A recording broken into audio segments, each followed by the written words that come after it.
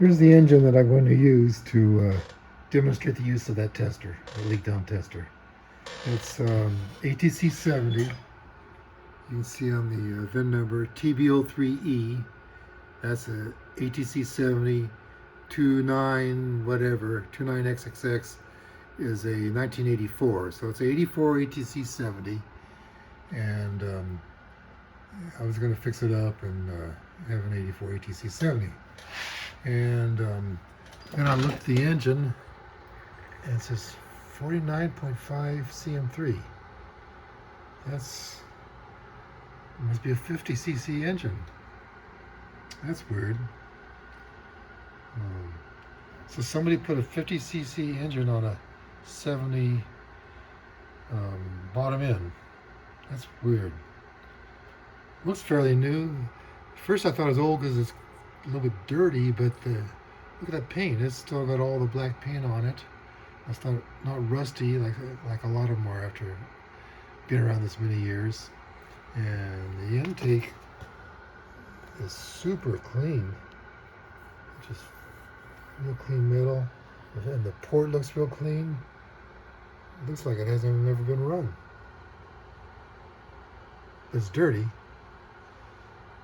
Well, anyway, it'll still work to demonstrate the use of this tester. So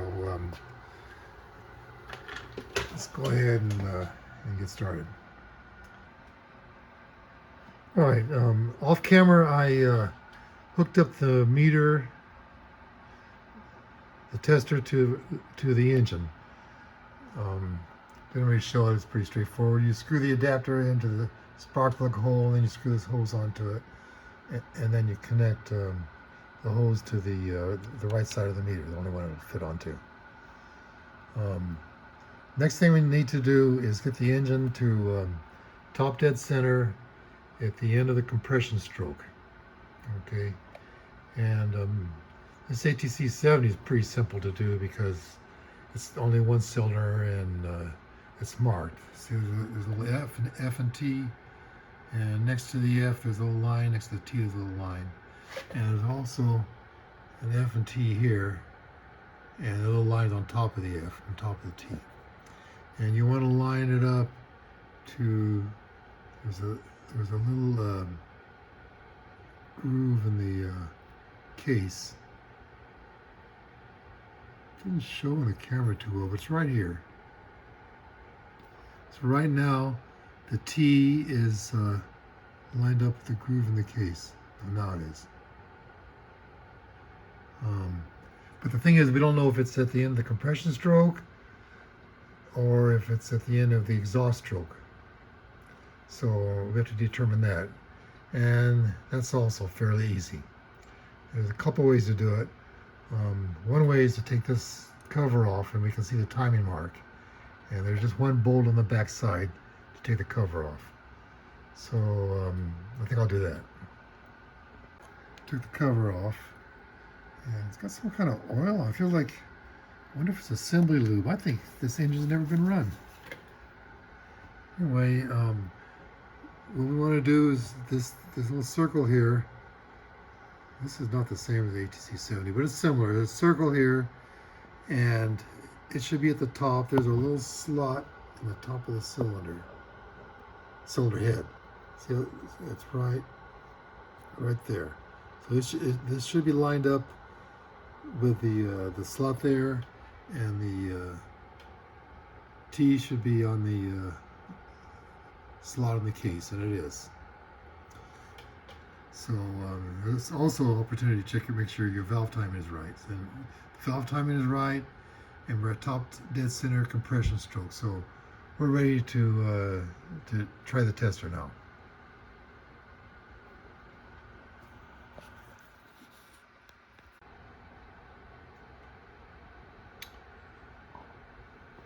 All right, before I hook the meter up, the tester up, I'm going to tell you what we're going to be looking for. First, we turn this all the way down to 0, and then we're going to start listening for air leaks as we turn the pressure up.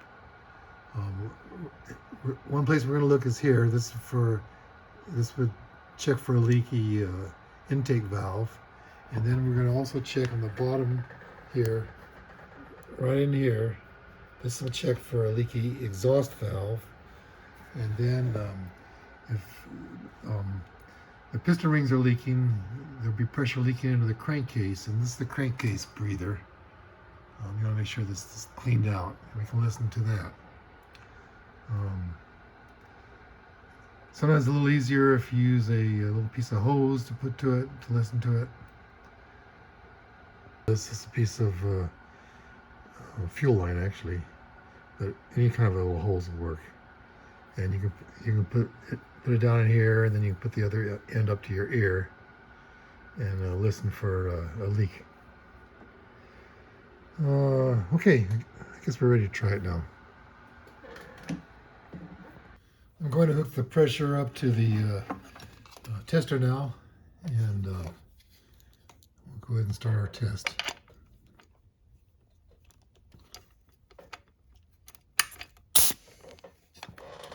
All right, this is turned down all the way, the regulator to the tester. And I'm going to start turning it up. Okay, now I see the needles are starting to move, so got a little bit of pressure going in. I don't know if you can hear it on the camera. I can hear some leakage already.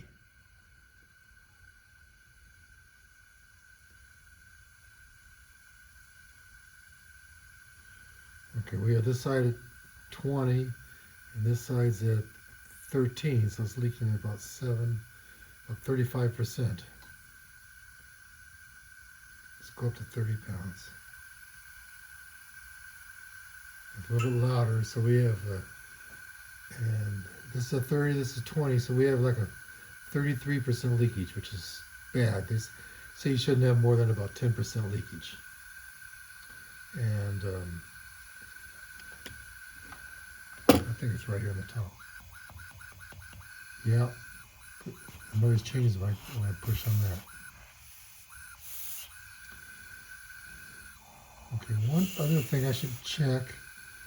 I should make sure that the valve's not being held open by the adjustment. It might be not adjusted too tight. So I'm going to take this off and check make sure the valve is loose. It's not tight. The valve's closed all the way.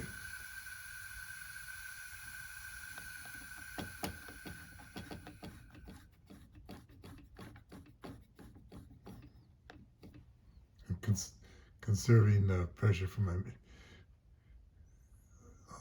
compressor. It doesn't last very long.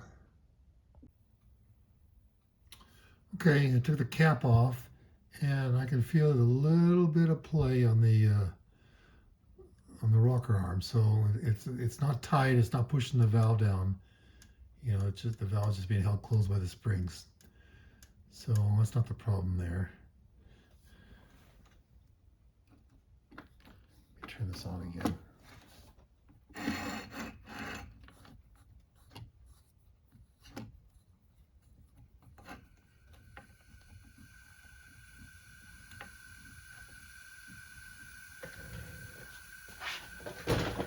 I don't know if there's any way to check for more than one leak. Whoops. I'm not sure if there's any way to check for more than one leak. Plug this up. And I got it plugged up. I still feel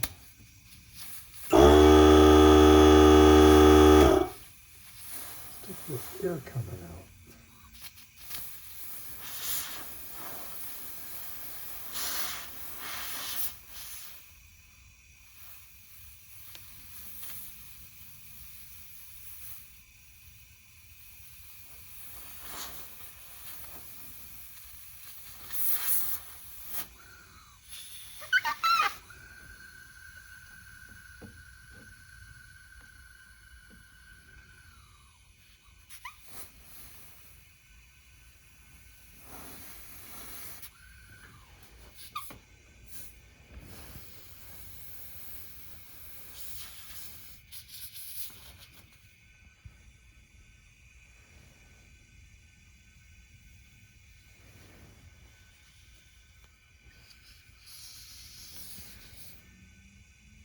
No, I just didn't have it sealed up good. Well, we don't have to go any further. It looks like we have a bad intake valve. And I'll go ahead and take the top end off the engine, and we'll take a look at it and see what it actually looks like. I probably will make a video of that. There's a lot of videos showing how to do it. All right, let's try a compression test.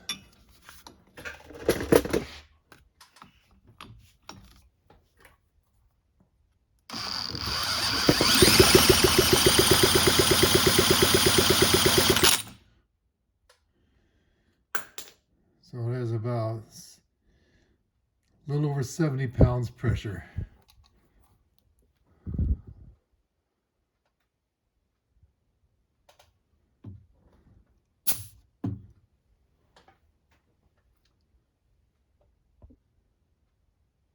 Okay, well, let's pull the cylinder head off and see if we can find out what's wrong with that valve. The first thing we need to do is we need to get this cam sprocket off. And to do that, we have to pull these three bolts out. All right, the bolts are out. Next, we want to take the sprocket off. And it's okay if the chain falls down in, because it's not going to fall all the way into the engine. There's a roller on the other end of this bolt, and that'll keep it from falling. It'll just go down to the cylinder. All right, I pull the sprocket off of the camshaft, and I just let the sprocket drop down in here too, because I can get it later when I take the cylinder head off. So we're ready to take the cylinder head off now, and to do that, there's 5 head bolts, 1 on the side, and there's 4 on the top. So we'll take those off next. Okay, and we got the these nuts off the top and that bolt on the side. So let's see. It'll need a little encouragement, I guess.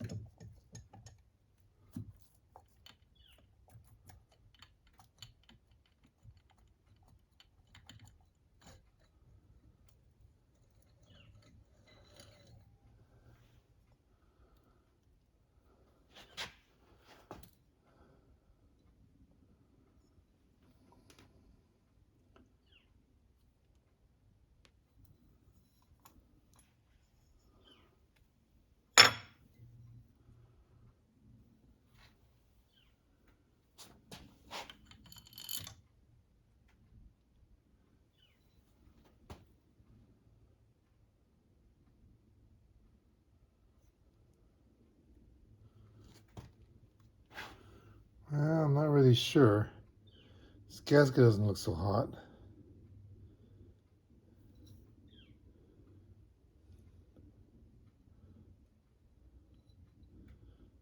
That cylinder looks new, doesn't it?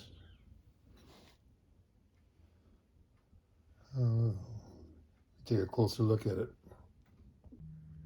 Well, here's that valve. Can't really see what's wrong with it. It's a little bit rusty. Maybe that's enough to make it leak. I also took out the exhaust valve.